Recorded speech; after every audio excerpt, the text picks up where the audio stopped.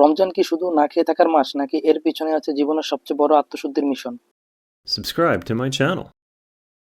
রমজানের প্রকৃত উদ্দেশ্য শুধু ক্ষুধা তৃষ্ণা সহ্য করা নয়, বরং নিজের ভিতরটা বদলে ফেলা। কোরআনে বলা হয়েছে রোজা ফরজ করা হয়েছে যাতে আমরা তাকওয়া অর্জন করতে পারি, অর্থাৎ আল্লাহ ভীতি, আত্মনিয়ন্ত্রণ এবং সৎ জীবনযাপন। রোজা আমাদের শেখায় কেউ না দেখলেও ভুল কাজ থেকে বিরত থাকতে। সারাদিন ক্ষুধার্ত থেকেও যখন আমরা হারাম থেকে দূরে থাকি, তখন তৈরি হয় আসল চরিত্র।